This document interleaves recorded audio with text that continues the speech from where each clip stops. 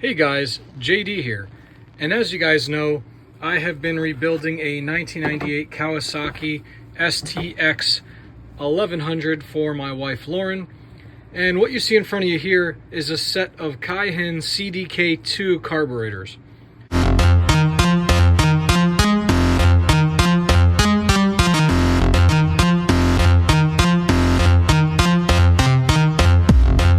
The 1998 STX comes with Keihin CDCV constant velocity carburetors. These were on the older STXs up to 1997 before the EPA restrictions. Those constant velocity carburetors really were designed for emissions purposes, and they don't have a high speed or a low speed adjustable needle like the CDK2s. These are much better carburetors in my opinion, and they have this accelerator pump which actually helps the ski start up a little bit faster. So I purchased these on eBay. I think I paid about 150 bucks, and then I bought rebuild kits for each of them, and I'm in the process now of rebuilding these one at a time. And I just wanted to give you a look at these here. This is your metering block with your needle assembly. I do have a pop-off pressure tester, and once these are all rebuilt, I will show you how to check the pop-off pressure on each of these carbs. That's absolutely necessary. You can't tune these carbs without having the pop-off pressure of these correct. I will test that and then adjust these rockers and springs as necessary. And I have little caps for these little nipples here.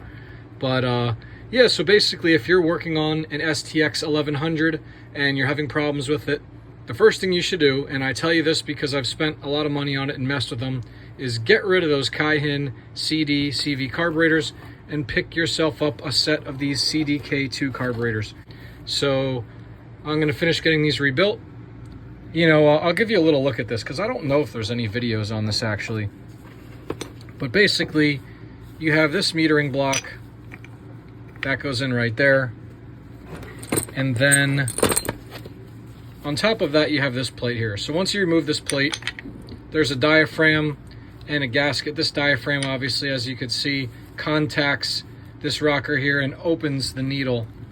So once you remove this top, obviously these gaskets all have to go. Everything has to be replaced. If you buy a set of these on eBay, don't listen to what they say. They might say, oh, from a running ski. Doesn't matter. Order the rebuild kits at the same time, and when you get them, you're going to want to take these all apart and rebuild them. There's one Phillips screw right there, and this comes right off. There's an O-ring that goes in here. This little plastic piece right here, make sure that's in place. Then you've got this screen right here on the end of the valve seat. And you could also see that this has a couple O-rings. So our rebuild kits have brand new O-rings for this needle seat as well as a brand new needle. And I'm not going to give you a full tutorial on rebuilding these today, but I will show you this is a little check valve. Inside that assembly, you have a little plastic translucent check valve like this. And you also have a little gasket, some packing that goes in there. This is all the old parts I pulled out. Those will all be tossed in the trash. And I'm just going through and replacing everything from my rebuild kit here. You can see we've got O-rings, we've got the packing, we've got gaskets. There's a couple different tension springs in there. So now, before I finish putting these back together, we had to set and test the pop-off pressure. You can see that these two carbs have a brand new needle. This one I haven't done yet because I just want to show you real quick. So this right here is a Mikuni pop-off pressure tester. It's basically just an air pump with a gauge on it. And you want to know at what pressure these needles unseat. So they were all over the place. One was unseating at 10 PSI, the other at 30. Now some people will tell you as a caveat, you have to remove the fuel pumps, test each carb individually. That's usually true. I'm just doing this on the common rail, and then I'm blocking the return line. And that reading might be a little off, but as long as it's the same for all three carbs, I'll be perfectly happy. I am using stock size springs, so the manual doesn't provide a specific pop-off pressure that these should all achieve. So right now, these two are popping off at about 35 PSI. This one was popping at like 20 PSI, so I'm putting in a brand new spring. Just want to show you here. There's 3 springs. I'm using the middle one That's very similar to the stock one that I took out. And then of course there's your new needle. And then we have this little rocker arm right here.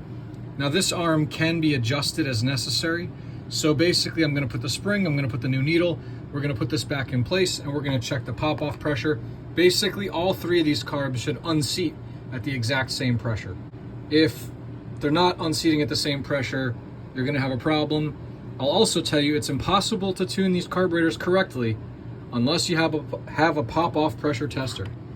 So if you have a carbureted two-stroke ski and you've been messing with it and you haven't checked the pop-off pressure or the needle seats or the spring tension, well, you're just wasting time. You gotta get that to do it properly.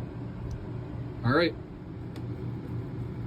My rusted out screwdriver. Out of all the screwdrivers I own, this is the one I use for this video.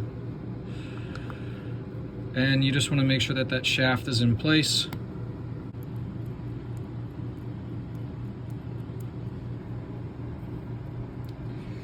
Now, there is a measurement as well as to how much that needle unseats, and that is 1 to 2 millimeters. Basically, this pump here, we're going to block off this return line, and I'm going to pump this up, and they should all unseat around 35 psi is what I've determined with this. If you enjoyed this video, please consider hitting that like button and subscribing for more exclusive jet ski content only on JD's Water World.